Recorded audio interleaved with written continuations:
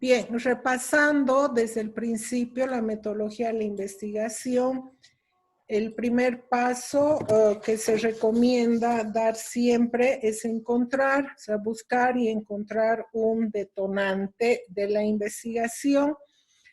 Habíamos dicho hace un momento que el detonante es un dato o información que nos llega a través de diferentes formas. Una de las formas muy comunes en los medios de información son las propias informaciones que publican las y los periodistas o difunden en diferentes formatos. La otra forma es también muy común que una fuente de información del área que cubrimos nos pase un dato, una información que nos va a servir para iniciar una investigación.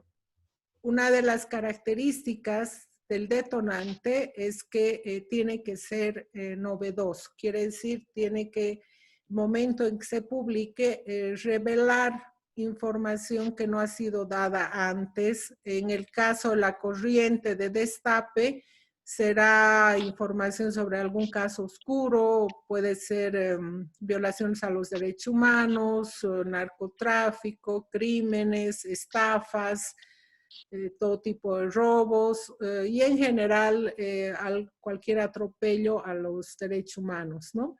Pero habíamos dicho que la investigación también puede ser nada más que la profundización de una información vinculada a un evento, a un hecho histórico, a un objeto, un grupo de personas. Les había mencionado también que ese tipo de reportajes es el que suele hacer National Geographic, tanto en su revista como también en sus videos, que muchas veces duran 45 minutos, cuando National Geographic intenta recuperar, por ejemplo, un hecho histórico y lo trata de reconstruir con imágenes, con la ayuda de infografías, de fuentes de información, para que se tenga una idea más cercana a lo ocurrido. Por eso echa a mano muy seguido de fuentes también científicas,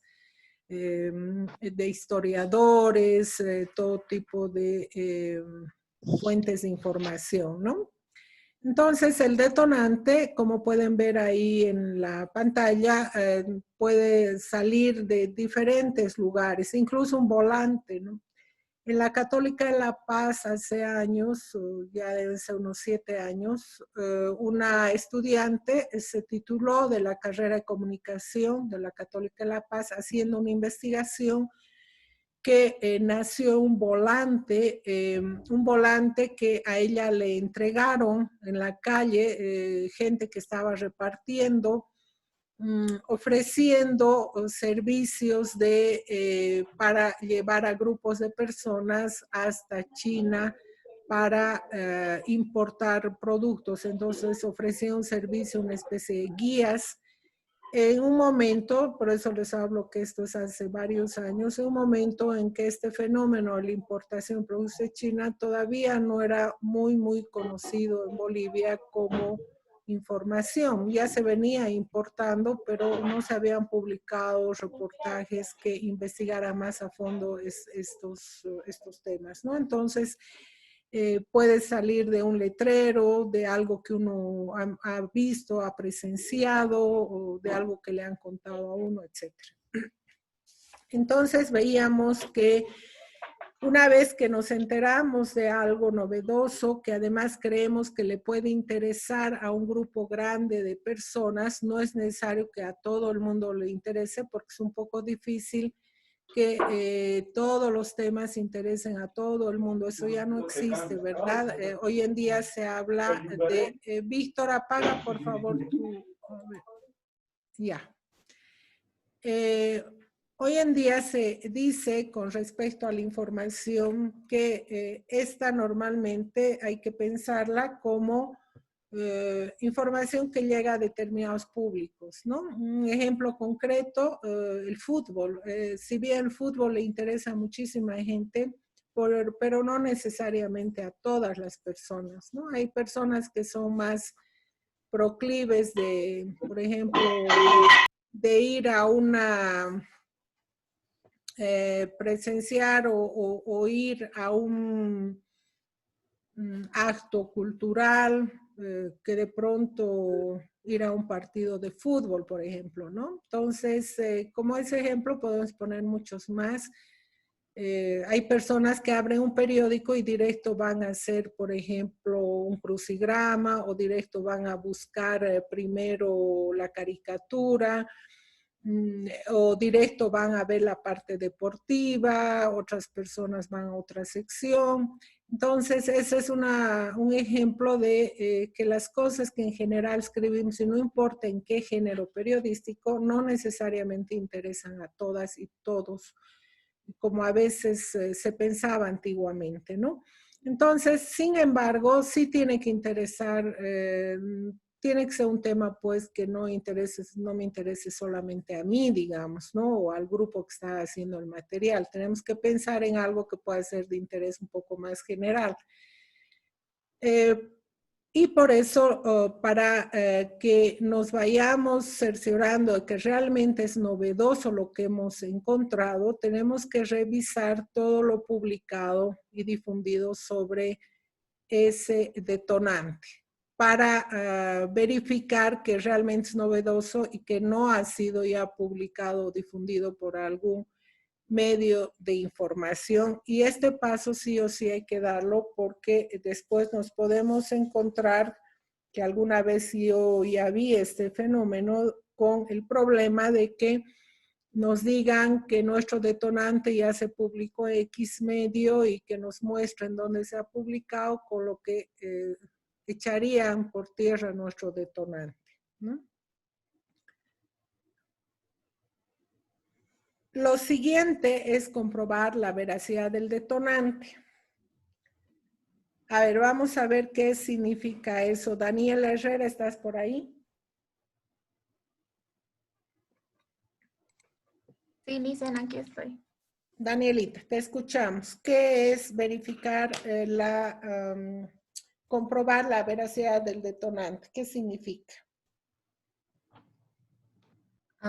Sí, bueno, el detonante, como usted dijo, puede que llegue a nosotros por parte de alguien que nos ha dicho sobre el tema, sobre algo que hayamos escuchado, sobre algo que hayamos leído en algún artículo o en una noticia, y nuestro deber es comprobar si es verdad lo que nos están diciendo para poder empezar la investigación. Excelente, eso es, ¿no? Lo que pasa es que a veces nos cuentan cosas, ¿no? Nos dicen algo, a veces es un familiar, un amigo, y de repente a ese amigo, a ese familiar, también alguien le contó, ¿no? Porque ustedes saben que así nomás funcionan las cosas, ¿no? Va de boca en boca muchas veces estas cosas. Entonces puede ser que sea a media cierto, no sea cierto, pero si es a media cierto, por ahí ya no nos va a servir del todo. Entonces es bueno verificar que no es mentira lo que nos han contado. Una forma de verificar siempre es acudiendo a otra fuente. Les pongo un leve ejemplo de algo que no quiere decir que amerite una gran investigación, pero nada más como ejemplo.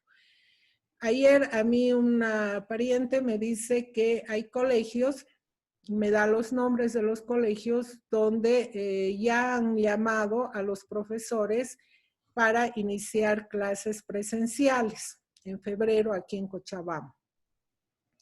Bueno, pues ustedes verán que con el nivel de COVID que estamos, los casos, terapia intensiva colapsada y demás, en ese momento pretender que niños, adolescentes, jóvenes vayan a los colegios, lo mismo que los profesores, sería en verdad por donde se vea un despropósito, ¿verdad?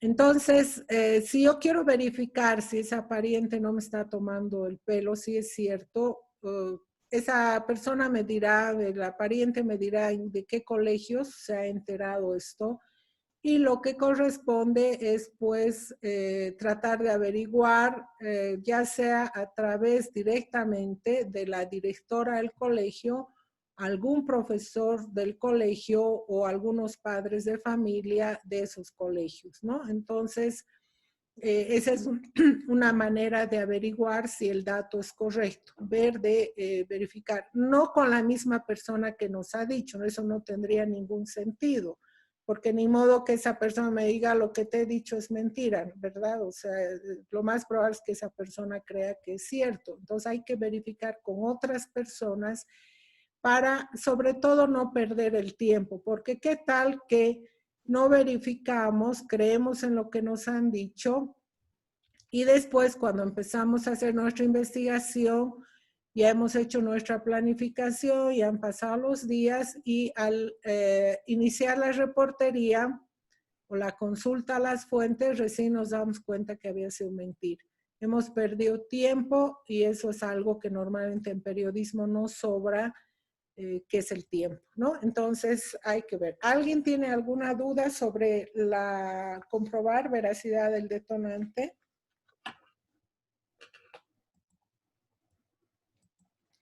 Bien, una vez que han visto esto, hay que hacer otro análisis, que es analizar la viabilidad de la investigación en fuentes, tiempo, presupuesto y personal.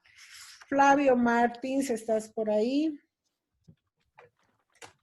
Hola, licenciada, aquí estoy. Hola. Explícanos qué significa esto, por favor. Analizar la viabilidad es ver si tú tienes el personal necesario para realizar la investigación, si tu tiempo es suficiente. A veces también yo creo que entra ahí también es hacer un cronograma y como que planificar todo lo que tienes que hacer. Tienes que preguntar también tienes que saber también si vas a poder contar con la ayuda de un gran periódico, que es una cosa importante también, ¿no? Y así, y planificar tus fuentes, cuándo vas a hacer eso, administrar, ¿no? Tu tiempo, tu presupuesto y tu personal. Excelente, eso es. Lauren Sánchez, ¿estás por ahí? Sí, licenciada, Ya, buenos a días. lo que ha explicado Flavio, quiero que ahondemos y vamos a poner un ejemplo, porque esta parte es vital en la investigación que ustedes van a hacer. Es esto de la viabilidad de las fuentes. Creo que lo demás está clarísimo. Flavio nos ha explicado, lo hemos leído además en el texto que debíamos leer para hoy, de Daniel Santoro. Si podrías explicarnos exclusivamente esto de viabilidad de las fuentes, nos puedes poner un ejemplo incluso. Está bien, Lice. Yo creo que las fuentes es el acceso que nosotros tenemos a las diferentes fuentes, porque hay fuentes que si bien son accesibles, hay otro tipo de fuentes que no son accesibles. Hay fuentes de todo tipo, como bien se sabe, ya sean documentales, ya sean personas, ya sean otro tipo de fuentes. Entonces, por ejemplo, una fuente documental puede ser que no sea tan accesible como una fuente de una persona, por ejemplo. Entonces, yo creo que se refiere más que todo a ese aspecto. Ya, muchas gracias. Excelente contribución. A lo que ha dicho su compañera, vamos a aumentar lo siguiente. Les recomiendo que cuando encuentren su detonante, se fijen en no solamente que sea novedoso, sino que se fijen en qué tipo de fuentes van a necesitar para desarrollar esa investigación a partir de ese detonante. ¿Qué quiere decir esto? Les voy a poner un ejemplo. Hace años, cuando yo trabajaba en la prensa en La Paz, había en la prensa un equipo de investigadores, 3 investigadores de la revista, una revista que se llamaba Domingo, que era una revista de investigación de la prensa. Uno de los investigadores, teníamos reuniones semanales donde se hacía la programación de las investigaciones. Uno de los investigadores dice, yo quiero proponer una investigación que yo quiero hacer sobre una fuente de información de una aseguradora. Me ha dicho que me puede dar toda la documentación necesaria de respaldo para demostrar que hay un negociado entre los policías, algunas clínicas, se refería sobre todo a los de tránsito, y algunas clínicas a partir del SOAT, ¿no? O sea, para sacar más dinero a las aseguradoras, supuestamente entre estos policías hacían que la gente vaya a parar a determinada clínica, siempre a esa clínica y no a otra.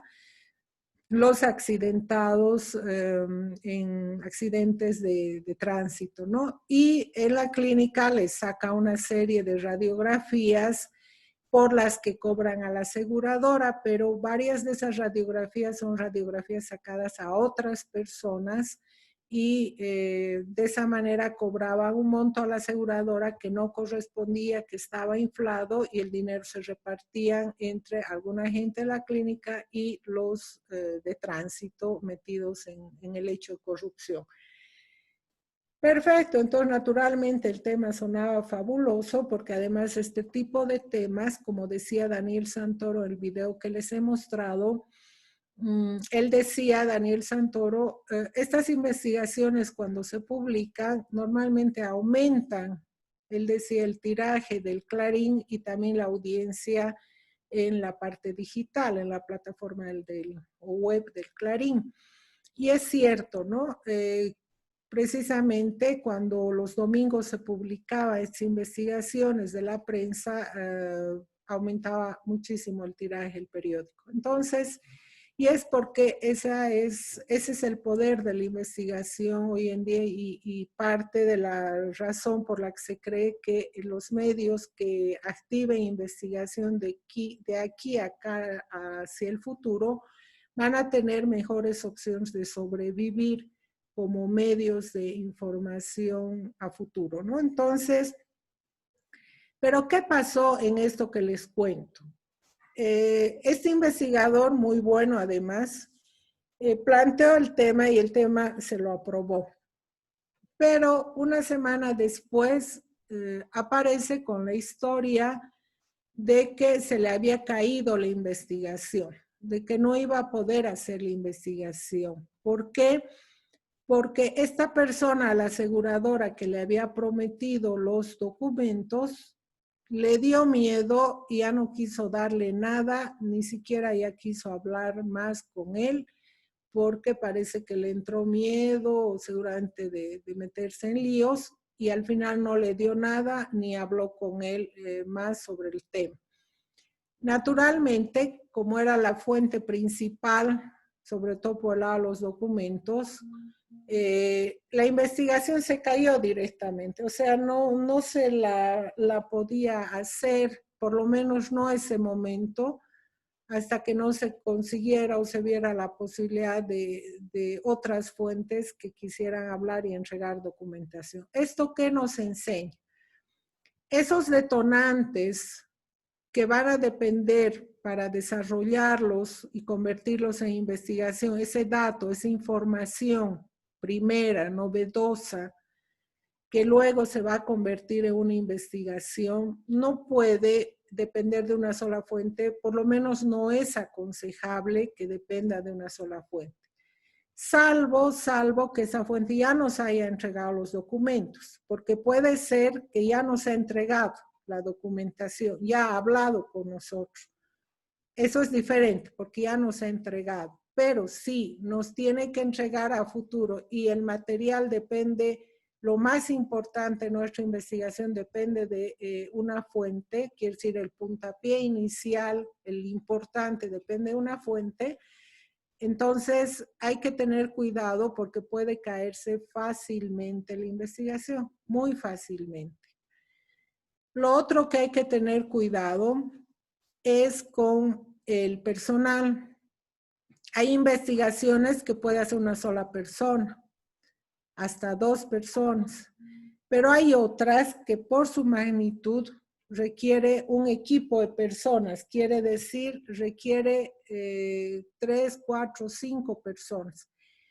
Comentarles además que hoy en día estas investigaciones gigantes que implican equipos de 5 o 6 personas son muy comunes en las investigaciones digitales que son internacionales. Hoy en día se está trabajando ya bastante en grupos de periodistas vinculados de unos países a otros de acuerdo a una temática. Quiere decir, hay una temática grande que involucra más de un país. Un ejemplo concreto son estas investigaciones que tienen que ver con los venezolanos que han salido de su país y a los países donde han ido a dar. Ustedes saben que en Bolivia tenemos venezolanos que por la crítica situación de ese país en los últimos años han ido migrando. Entonces, de repente se activa una investigación entre un periodista venezolano o venezolana, una periodista boliviana, otra periodista puede ser colombiana o chilena, dependiendo a los países donde ellos están viajando o están migrando, ¿no?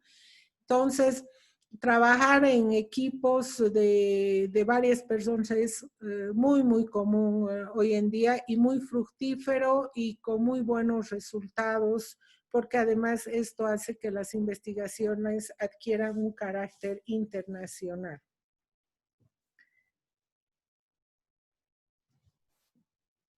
¿Alguien me puede decir por qué esto está en rojo y el resto de las cosas no están en rojo? Elaborar una hipótesis o enfoque provisional. Sí, Bueno, ¿Quién está hablando? ¿Víctor? sí. Adelante, Víctor, te escuchamos. Está muy bien en remarcar el punto 5 con rojo, ya que la hipótesis o el enfoque va a ser la dirección que va a guiar, no va a ser la guía y la dirección de nuestra investigación. Es el Ya, corazón de la investigación, como se dice. eso es, ¿no? Es el corazón y el cerebro. Es, en otras palabras, no hay enfoque, no hay investigación. Si no hay esto, no hay la investigación, así de claro. Para llegar a este momento, ¿por qué hice hipótesis o enfoque? Porque han debido notar en el texto de Santoro, él llama hipótesis. En Bolivia solemos los periodistas hablar más de enfoque. Van a escuchar entre las y los periodistas en el país hablar más de enfoque que de hipótesis. No usamos en Bolivia mucho la palabra hipótesis, sí en el mundo académico, a la hora de hacer tesis, etcétera, pero en periodismo hablamos más de enfoque. Pero yo les estoy poniendo los dos términos para que cuando lean en Santoro o en otro texto la palabra hipótesis, ustedes sepan que es también el otro nombre que tiene es enfoque. ¿Alguien me puede decir por qué provisional? ¿Por qué dice enfoque provisional? Lice, aquí yo, buen día. Porque Hola, a ver, Fabio Ciedi, después Fabio, adelante. Aquí, bueno, más que todo provisional, porque como su nombre indica, es algo que se va a dar de manera momentánea. No te va a dar el enfoque definitivo del reportaje, porque a medida que uno va desarrollando la investigación, puede que haya, como también no, cambios durante la investigación. Es por eso que se pone como enfoque provisional, porque va. Ya, muy bien. ¿Por qué pero es que no se da ya al final? ¿Cuál es el fenómeno por el que no tenemos enfoque final todavía? Esos cambios que tú dices, Fabio, ¿a qué se debe eso? ¿Por qué es eso?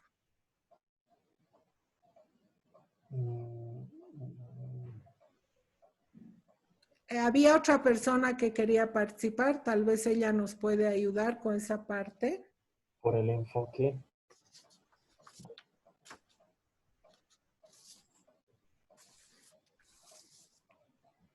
Maya Vargas. Perdón, quería aportar, licenciada. ¿Qué? Quería aportar la idea. Ya, perdón, voy a aumentar volumen porque no se está escuchando bien y la grabación va a salir mal. Puedes hablar, adelante. Gracias, licenciada. Yo pienso que la hipótesis es provisional porque a medida que se va avanzando en los pasos de la investigación, se van dando nuevos datos, nueva información que podría cambiar esa hipótesis. Por eso la hipótesis final puede variar o puede ser la misma en función de la información que se encuentre en el camino. Ya, excelente, eso es, ¿no? Y a lo que dice su compañero, además, añadir lo siguiente. Cuando ustedes tengan su detonante y lo verifiquen y hablen con solo con alguna fuente para verificar todo eso, ustedes van a elaborar ya el enfoque provisional. ¿Qué quiere decir? Que este enfoque provisional lo van a hacer antes de iniciar la reportería, de iniciar las entrevistas a las fuentes. En otras palabras, el enfoque provisional es nada más que transformar el detonante ya confirmado en una especie de afirmación, que es la hipótesis, que puede, o sea, un párrafo que puede tener 1, 2 o 3 afirmaciones, y a ese párrafo con 1, 2 o 3 afirmaciones es a lo que llamamos enfoque. ¿Ya? A ese párrafo es al que llamamos enfoque. Entonces, les decía, un enfoque puede tener, vamos a ver si por aquí hay algún ejemplo. Aquí atrás debemos tener un ejemplito. Acá, por ejemplo. En el enfoque, aquí tienen ustedes un párrafo. Las afirmaciones tienen 2 formas de producirse. Una forma es que cada afirmación ocupe el equivalente a una oración dentro del párrafo, que es la más común. Y la otra forma es esta, ¿no? Donde en la misma oración se ponen las 3 afirmaciones, que aquí están con 3 colores. ¿Qué es esto? Dice, un juicio, una feria ambulante y una dejadez en la limpieza han ocasionado que la zona surjan conflictos entre el gobierno autónomo municipal La Paz, vendedoras del mercado 29 de enero, proveedoras de sectores campesinos y la junta vecinal de la zona Coquén. Ahora, estas 3, un juicio, una feria ambulante y una dejadez en la limpieza, son las 3 afirmaciones del enfoque. ¿Esto qué quiere decir? El detonante que ustedes tienen, lo tienen que convertir en un párrafo, que puede ser párrafo chico, que tiene más de una oración o una sola oración. Eso depende de cada investigador.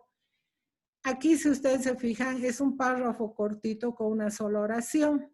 Entonces, en esta oración ya han incorporado las 3 afirmaciones. ¿Cuáles son 3 afirmaciones? Nos están diciendo que hay un mercado que se llama 29 de enero, que tiene 3 problemas. El primer problema es que tiene un juicio. El segundo problema es que hay una feria ambulante, y ya nos detallarán por qué es un problema en el resto del reportaje. Y el tercer problema de ese mercado es que hay una dejadez en la limpieza. Y nos dicen que estas 3 cosas son las que han ocasionado conflictos en ese mercado. Entonces, ¿qué dice este enfoque? Este enfoque tiene 3 afirmaciones. Entonces, la primera cosa que se tienen, por favor, que anotar es que el enfoque es un párrafo. Puede ser cortito, puede ser un poco más largo. Un párrafo que incluye 1, 2, 3 o más afirmaciones. Hay reportajes que tienen 8 afirmaciones, 4 afirmaciones, 5 afirmaciones. La manera de redactar de cada afirmación puede ser esta que les estoy mostrando dentro de una misma oración. Fíjense aquí la oración coincide con el párrafo. Un párrafo, una sola oración. En la oración pueden estar las 3 afirmaciones. Aquí las 3 les acabo de mostrar. O puede ser un párrafo que tenga 3 oraciones y que en cada oración esté una afirmación. Eso depende de la persona que escribe, cómo quiere presentar, cómo quiere mostrar. Lo importante es que la persona que escribe este enfoque o hipótesis tenga claro que lo que tiene que incluir ahí son afirmaciones. Algo vamos a afirmar.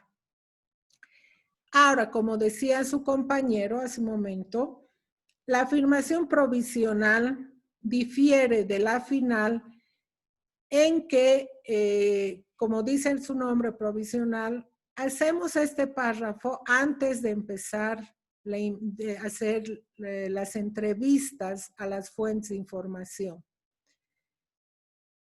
Y una vez que hacemos las entrevistas, cuando ya hemos hecho toda nuestra reportería, estamos en condiciones de elaborar el enfoque final. No quiere decir el que se va a publicar.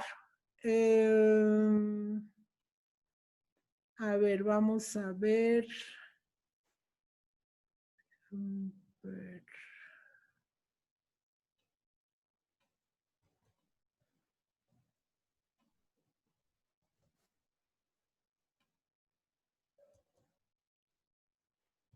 Aquí, por ejemplo, este es un reportaje que ustedes, recuerdo que lo hemos un poquito visto en el primer módulo, si no recuerdo mal.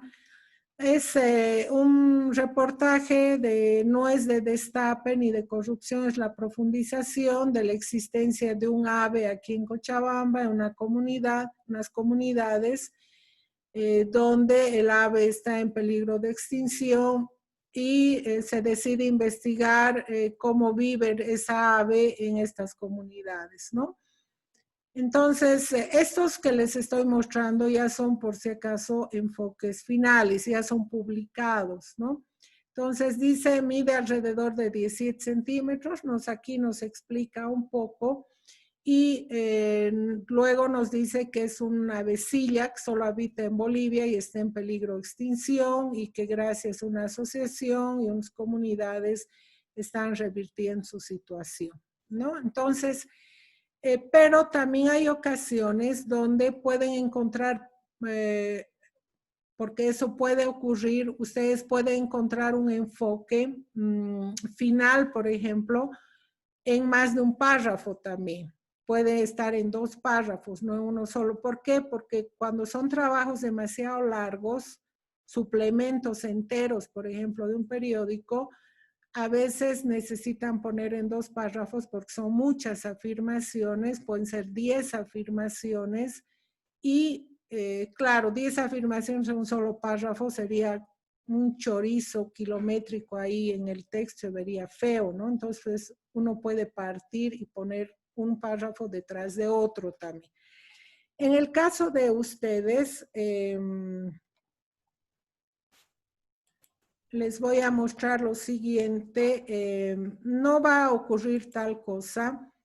¿Qué quiere decir? Que no vamos a tener ese problema de las 10 afirmaciones por una sencilla razón.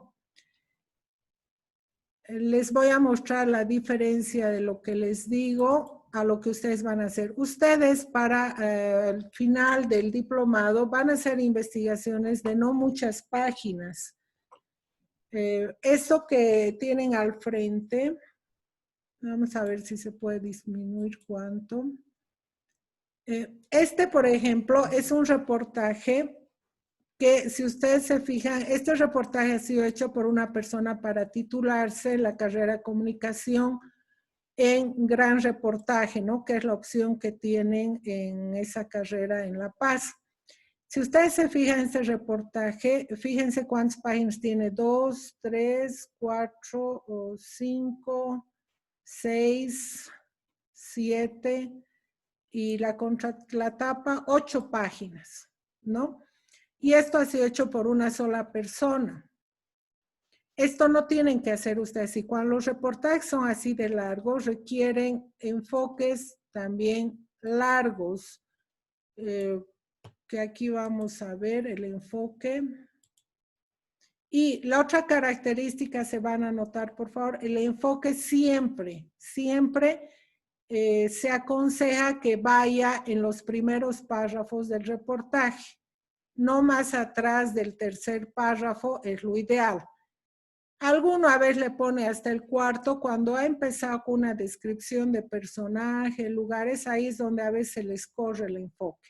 Pero lo ideal es que entre los primeros párrafos del reportaje tiene que escribirse el enfoque, se lo tiene que escribir, se lo tiene que poner. Entonces aquí, por ejemplo, este reportaje de esta persona tiene que ver con secuestros en La Paz, de diferentes personas, jóvenes sobre todo, secuestradas y sus historias. Y el centro de este reportaje es cómo cambia la vida a las familias, un secuestro y los problemas y demás, ¿no? Por eso acá, por ejemplo, dice cómo lidian todas estas víctimas y sus familiares con los cambios que conllevan estas experiencias de privación de libertad o de pérdida de seres queridos, se pregunta. Luego, una desaparición vinculada a un secuestro extorsivo expreso, la captación por la fuerza o engaños para trata y tráfico, es un episodio que cambia las vidas de las víctimas y de sus familiares, en el plano psicológico, en sus hábitos, en su forma de comunicarse y en su percepción de la sociedad y la seguridad ciudadana. ¿No? Este es ya parte del enfoque. Se los voy a seguir leyendo, pero quiero hacerles notar lo siguiente. El detonante de este material es, en realidad, la persona que ha escrito este reportaje fue secuestrada. Ese es, ya es un primero, fue secuestrada y ella decide investigar sobre este tema. Uno, motivada por haber sido secuestrada, pero además porque ella comprobó a partir de su propia experiencia el cambio dramático que sufren las familias que han tenido que soportar el secuestro de algún ser querido. Entonces, ella parte de ese detonante, un detonante muy fregado porque es un detonante a partir de su propia existencia, porque puede ser así también. Yo he comprobado que mi vida ha ocasionado tal cosa, mi secuestro, y yo decido ver e investigar de otros secuestros cuáles son los cambios que en esas familias se han producido a raíz de un secuestro. Secuestros que además, ustedes saben, si uno tiene suerte sale vivo. Hay personas que nunca más se las ha encontrado ni se las ha vuelto a ver. Y hay otras que se las ha encontrado muertas, ¿verdad? Entonces, ella hace este enfoque, dice, pero claro, este es el enfoque final, ¿no?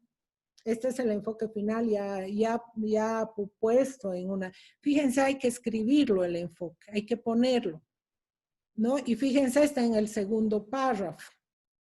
Entonces, acá nos dice, ¿no? Una desaparición vinculada a un secuestro extorsivo expreso o la captación por la fuerza o es para trata y tráfico es un episodio que cambia las vidas de las víctimas familiares. En el plano psicológico, primera afirmación, nos va a tener que demostrar que hay ese cambio psicológico. En sus hábitos, segunda afirmación, nos va a tener que demostrar esos cambios de hábitos. En su forma de comunicarse y en su percepción de la sociedad y la seguridad ciudadana. O sea, nos está haciendo unas afirmaciones que lo que va a tener que hacer después esta persona es demostrarnos que esto que está diciendo este párrafo, que es el enfoque, es cierto, que no es un invento, ella no se está inventando, no se le ha ocurrido ponerlo, no. esto que se pone acá, luego, ¿qué hay que hacer? Demostrar que es así, ¿no? O sea, cada una de estas cosas después hay que demostrarla. ¿Con qué? Con fuentes, con observación, pero básicamente mucho con fuentes. Entonces, y aquí ella sigue diciendo, ¿no? En promedio, pasados entre 3 a 6 meses, los afectados superan parcialmente el trauma y vuelven a su rutina. O sea, quiere decir, vuelven a trabajar o estudiar pasados 3 meses del secuestro, pero ojo, dice parcialmente, porque dice, la mayor motivación son los familiares, las creencias espirituales y asumir la experiencia como una oportunidad de aprendizaje para replantear el sentido de sus vidas y sus metas.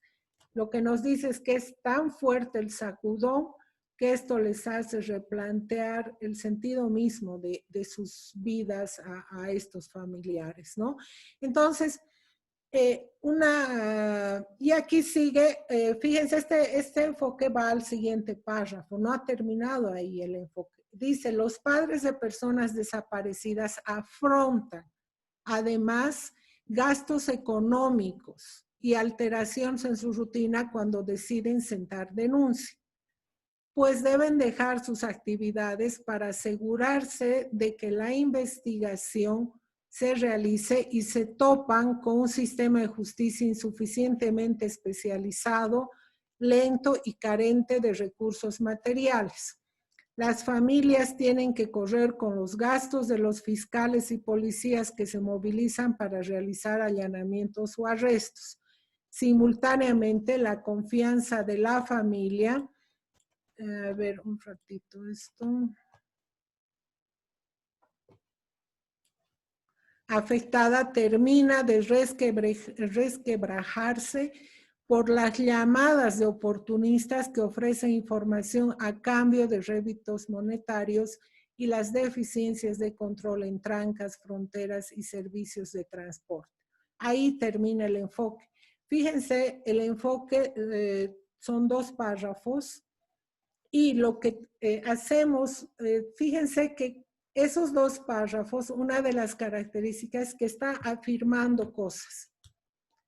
Nos dice, por ejemplo, las familias tienen que correr con los gastos de los fiscales y policías que se movilizan para realizar allanamientos o arrestos. Esa es una afirmación. ¿Dónde está esa afirmación? En una oración. Entonces, acá ustedes pueden poner una afirmación en una oración o como el otro ejemplo que les mostraba, poner en una sola oración varias afirmaciones, también se puede hacer eso. Hay esas 2 formas. Yo prefiero esta otra porque es más clara. En cada oración una afirmación concreta es más claro, más preciso y se entiende mejor incluso, ¿no? Entonces, ese es el enfoque. En este reportaje, pero fíjense, es un enfoque largo. ¿Por qué? Porque ha desarrollado 8 páginas. En el caso de ustedes van a tener en promedio el mínimo 2 páginas para hacer, si es en impreso, 2 páginas, pues si quieren hacer un poco más, pueden hacer 1 página o 2 más, no hay problema si quieren hacer más, pero el promedio que se les va a pedir en impreso va a ser 2 páginas. Entonces, no es mucho. Para lo que ustedes van a hacer, serán máximo unas 3 o 4 afirmaciones. En el caso de este material son varias afirmaciones, no solamente son 2 o 3. Pero fíjense la característica de poner el enfoque, escribirlo casi al principio del reportaje. No muy avanzado. ¿Por qué? Porque es una manera de decirle a la gente de qué vamos a hablar, qué es lo que hemos encontrado. En el fondo, el enfoque es como un resumen muy, muy estrecho, claro, preciso, concreto de lo que se está buscando y se ha encontrado, ¿no? Entonces, esas son algunas características del famoso enfoque. Sin embargo, cuando es provisional, es todavía, como la palabra lo dice, tentativo. Es un enfoque muy tentativo, ¿no? Puede que cambien muchas cosas, se va a alimentar más, se va o va a recibir algún tipo de ajuste que puede ser que eso pase también, o puede ajustarse, o puede aumentarse, o puede tener ajustes. Bien, ¿alguna duda sobre el enfoque, compañeros, compañeras?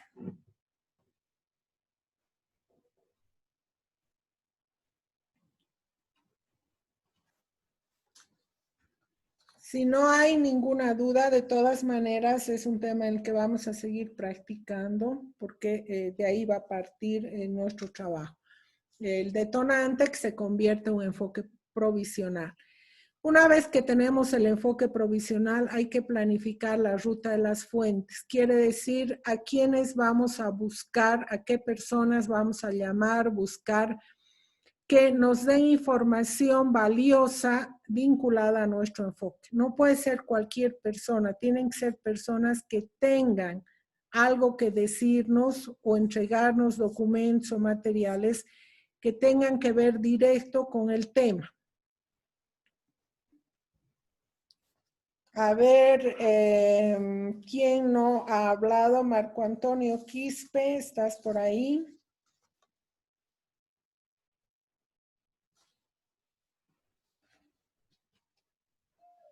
Sí, Lice. 5. Hola. Buenos días. Hola, buenos días. Quisiera que me hables un poco sobre la planificación de las fuentes, o lo que llama Santoro la ruta de las fuentes también. Ya, perfecto. Sobre la planificación es elegir las fuentes primarias, o sea, las principales. Por ejemplo, si estamos investigando, digamos, sobre trata o tráfico, digamos, los principales exponentes, por ejemplo, los que están en el área de investigación, o las personas que están en el lugar de los hechos, o, por ejemplo, investigar, aunque sea sobre los hospitales, a los médicos que están ahí. Después, otras fuentes secundarias serían aquellas otras fuentes que pueden complementar a lo que digan las fuentes principales. Y después, así, categorizar así, es hacer como una pirámide de fuentes, las principales, las secundarias y las otras complementarias, ¿sí? Pero dar más preferencia a las principales. Ya. ¿Por qué es necesario? A ver, Nelly Montaño. Nelly, ¿por qué es necesario hacer cuestionarios, Nelly? Eso para no llegar a la improvisación al momento de hacer la entrevista, ¿no? Y desperdiciar el tiempo durante la entrevista. Muchas veces ocurre que la persona que nos va a brindar la información no tiene el tiempo suficiente o necesario para que nos brinde la información, entonces hay que especificar algunas preguntas. Lo que afirmábamos era que después de la primera pregunta, que es tipo general, la segunda ya tendría que ser con enfoque directo hacia el tema que queremos investigar. Ya, ¿alguien más que quiera decir algo sobre la planificación de la ruta de las fuentes? Sí, licenciada, buenos días. Buenos Soy días. Juan Montaño. Algo que estaba leyendo y no sé si es en este punto, tal vez estoy en otro punto, es sobre la importancia de planificar para que sepamos a quiénes preguntar primero, ¿no? Por ejemplo, en la copia nos habla acerca de que hay entrevistas que es mejor hacerlas al final, ¿no? Porque de lo contrario, cuando se comienza por esa parte, por el más importante, podría ser que él acalle a los demás, haga todo para que no se logre la investigación. Entonces, para eso también es muy importante una planificación. Excelente, gracias. Sí, es muy importante lo que dices porque fíjense lo siguiente. Daniel Santoro, que es el taller de cuya relatoría nosotros nos hemos nutrido del texto de esa relatoría, no hay que perder de vista que Daniel Santoro es un investigador de Destape, quiere decir de la corriente de investigación de Destape. Entonces, él hace hincapié en la ruta de las fuentes, precisamente porque en los casos oscuros, y hemos dicho que las investigaciones de Destape son de casos normalmente oscuros, es muy importante tener cuidado a quién se pregunta antes y a quién después, porque si ustedes quieren demostrar algo, por ejemplo, contra un narcotraficante, contra un estafador, primero tienen que reunir las pruebas. Mejor si hay pruebas documentadas, siempre es mejor. Y a partir de todas esas pruebas, recién intentar hablar con la persona acusada o sospechosa para ver qué tiene que decir. Pero no es lo mismo, o no sería lo mismo, acercarse a esta persona con las manos vacías, con simples sospechas o acusaciones, que acercarse con pruebas en las manos, ¿no? Es muy, muy diferente, porque cuando hay pruebas ya es muy difícil que esa persona pueda fácilmente escapar en sus declaraciones o en su defensa a esas pruebas si realmente es alguien que ha hecho pues algo que no se debía hacer, ¿no? Entonces, por eso es que él habla de la ruta de las fuentes.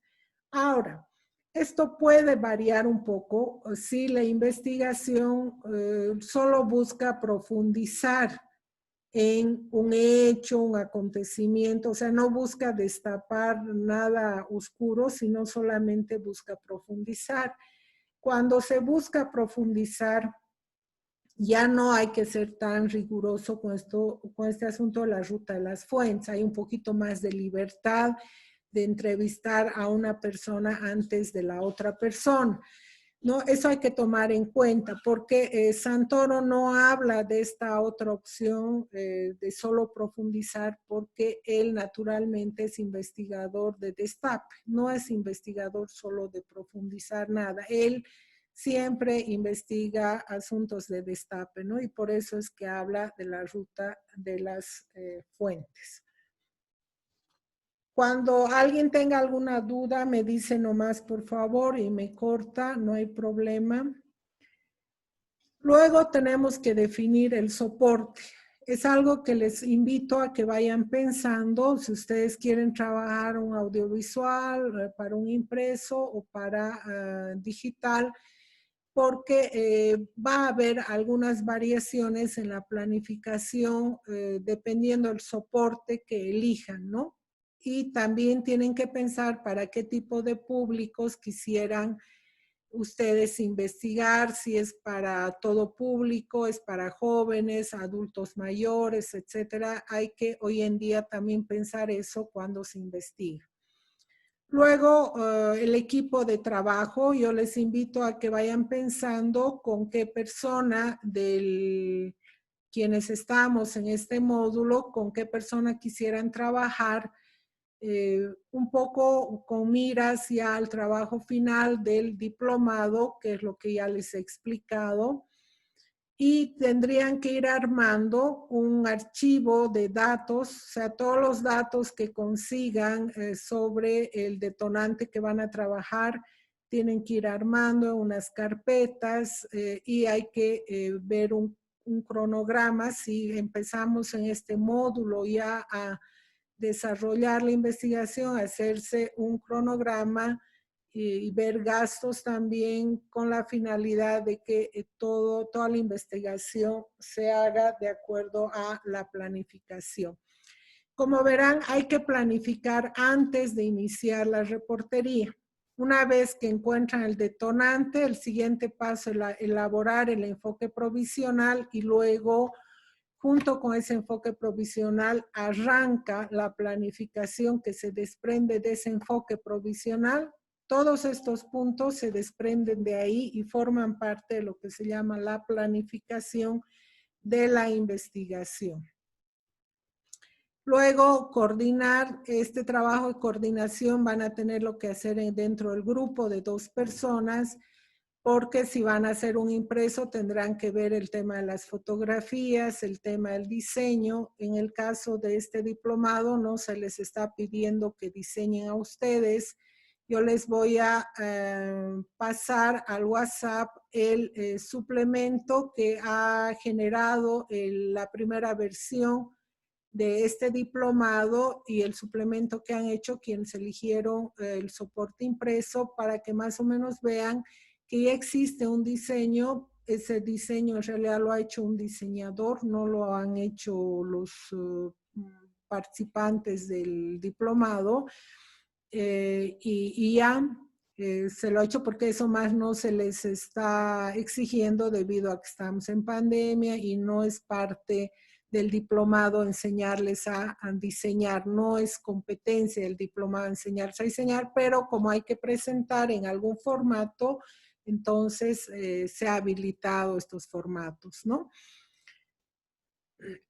Después hay que hacer la reportería. En la reportería hay que tener una serie de cuidados. Yo les recomiendo primero que siempre graben, que tengan grabado y no pierdan sus grabaciones, porque cuando hay problemas con alguna fuente, una vez que se difunde o se publica, hay que tener los respaldos incluso para poder defenderse si fuera el caso. Una vez que grabamos, yo les sugiero pasarnos el trabajo de desgrabar, porque confiarse en la memoria, que si me dijo o no me dijo o cómo me dijo, no es buena idea. Hay que nomás pasarse el trabajo. Yo sé que es chinchoso, desgrabar es lo más feo que debe existir en el periodismo, pero es importante por responsabilidad frente a lo que vamos a publicar. Y aquí ya entra pues la ética, ¿no? Al hacer las entrevistas hay que tener un comportamiento ético. No tenemos que olvidarnos del material gráfico, de las fotos o las filmaciones, etcétera. Hay que reunir estos materiales. Y luego, después de la reportería, viene el ajuste del enfoque. Lo que hace un momento yo les mostraba en las publicaciones ya son enfoques finales de las publicaciones que les he mostrado. Ya son los, quiere decir, el enfoque ajustado, el que se va a publicar. ¿Y cómo he podido ajustarlo? Gracias a las entrevistas que he hecho, a la documentación que he obtenido. Y hoy estoy como investigadora en condiciones de tener un enfoque final, de tener afirmaciones finales, concluyentes, conclusivas, como quieran llamarle, que voy a poder respaldar a la hora de explicar o desarrollar mi reportaje. Voy a poder demostrar con el uso de fuentes que cada afirmación es cierta, que no es producto de mi imaginación, no es un invento, no es una tergiversación, sino que cada cosa que estoy diciendo estoy en condiciones de demostrar con la explicación de lo que me han dicho las fuentes de información. ¿Hay alguna duda en esta parte del enfoque final?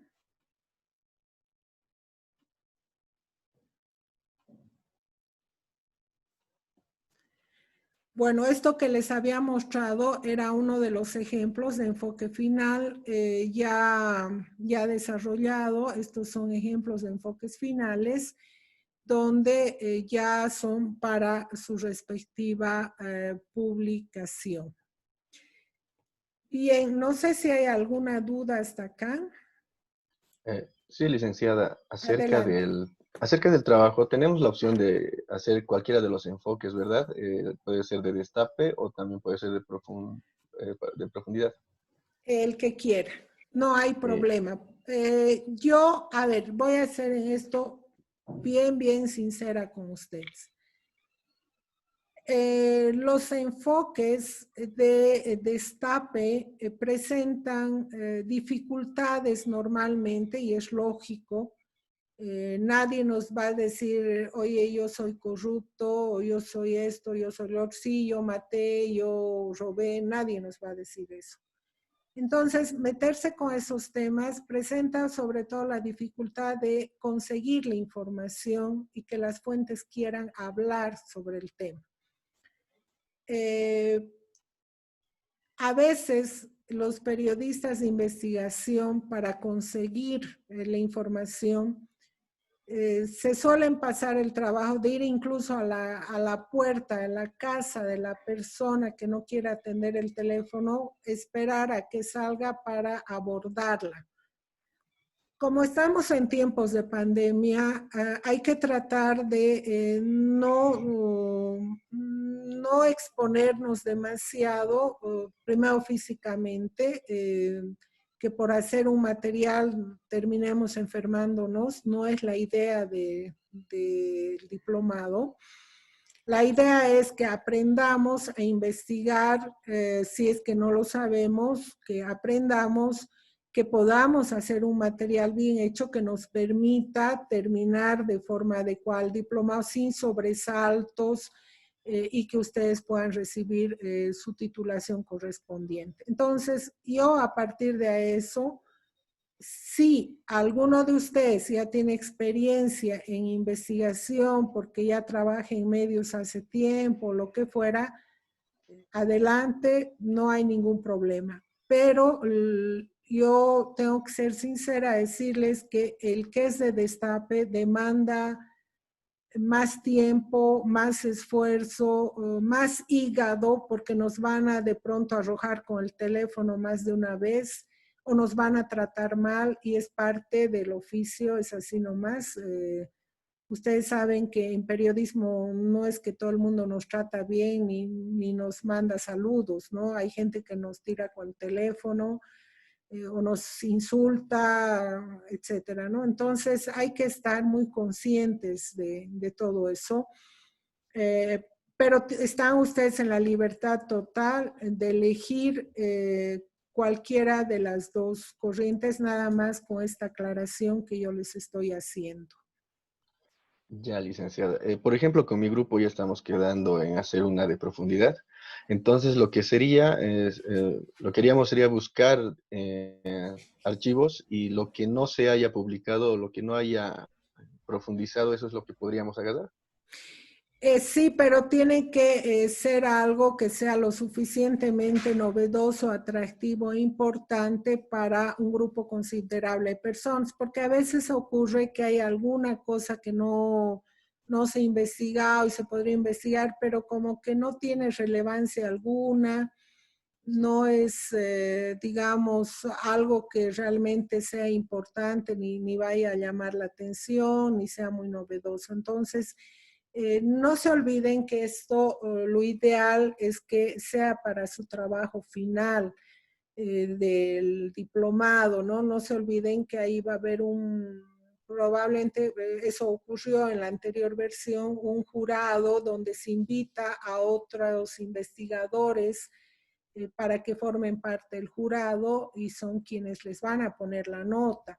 Y como en esto, porque es un posgrado, en los posgrados la nota mínima no es 51, sino es 71. Entonces, traten ustedes, es mi recomendación, de no arriesgar esa nota, no arriesgar su tranquilidad. Además, no es porque yo sea una periodista cómoda, de hecho nunca he sido una periodista cómoda, pero yo estoy viendo, porque doy clases también en la Católica, estoy viendo que con esto de la pandemia nos está afectando mentalmente en nuestra vida, no solo física, sino en nuestra vida psicológica, de tal manera que llevamos demasiado tiempo entre clases virtuales, entre tratando de no contagiarnos, tratando de llevar adelante todo el desastre que está ocasionando la enfermedad en familiares, amigos, que tenemos que ver la manera de no complicar más nuestra vida de lo complicada que ya está, ¿no? Lo importante para mí en este diplomado es que ustedes accedan a las bases de la investigación, que tengamos una idea concreta de cómo hay que investigar y a futuro, cuando volvamos a la normalidad, ya cada quien en los medios donde trabaje o vaya a trabajar podrá activar la investigación a partir de lo que ha aprendido, de lo que ha conocido, lo que ha visto, y ahí tienen el infinito como horizonte para hacer una serie de investigaciones de todo tipo, de todo tamaño. Yo creo que lo importante del diplomado es aprender cómo hay que hacer eso. Eso es lo importante, es cómo se activa, cómo se hace, cómo se encuentra, se continúa, cómo se plantea ya en el material para difundirlo, ¿no?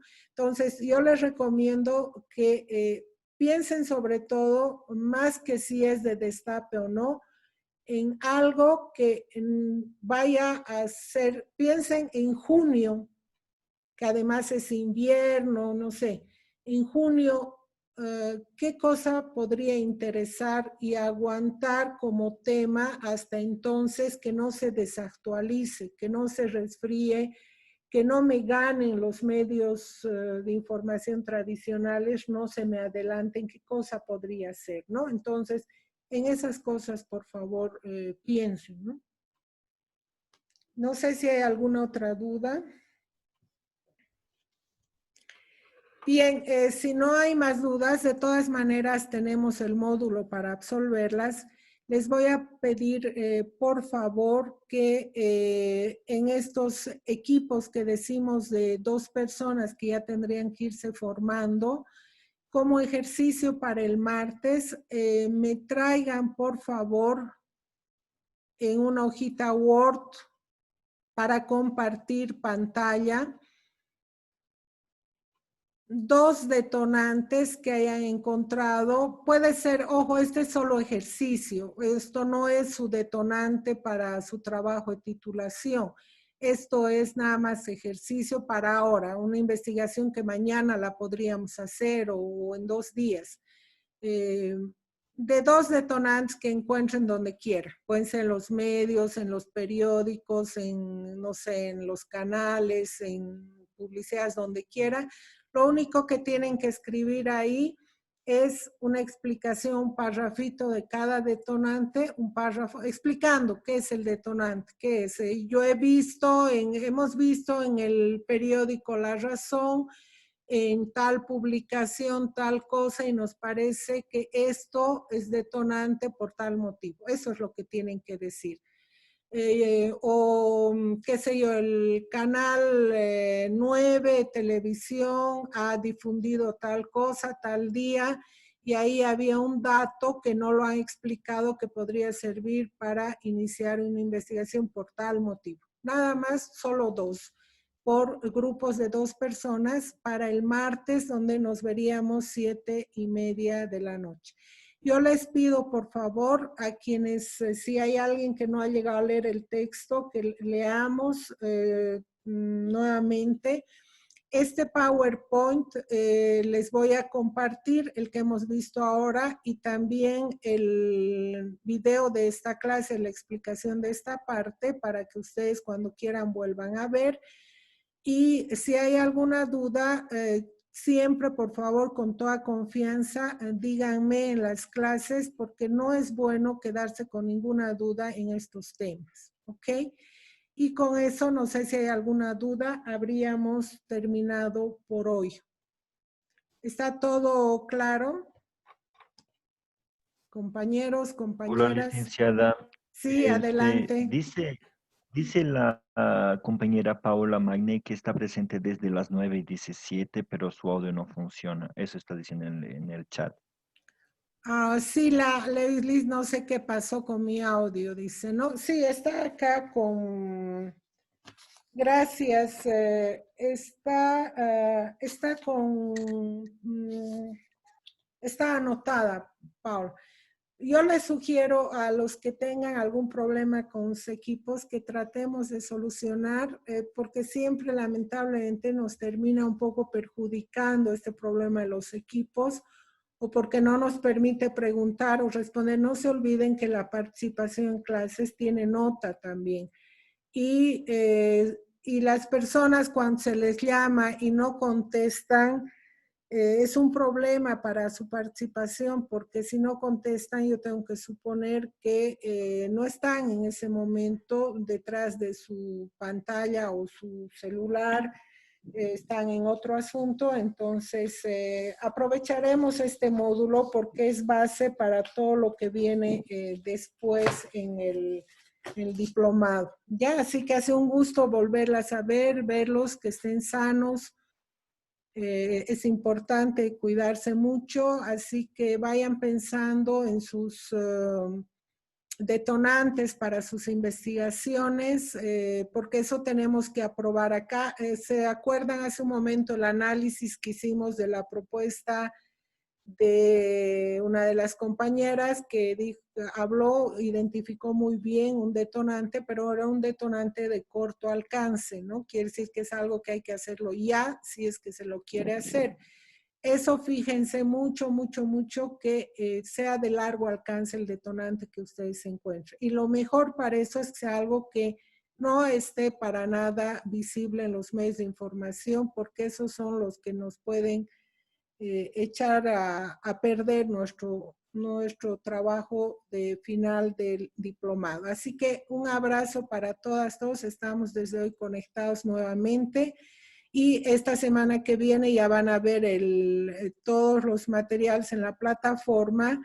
Y el martes vamos a empezar con la exposición de los detonantes de los grupos para ver si estamos entendiendo bien qué es un detonante. Así que estén bien. Chao. Chao, Lice. Luego, Lice, Chao, gracias. chao. Que estén bien. Gracias. Un abrazo. Chao, chao. Hasta luego a todos. Chau, chau. Chao, chao, chao.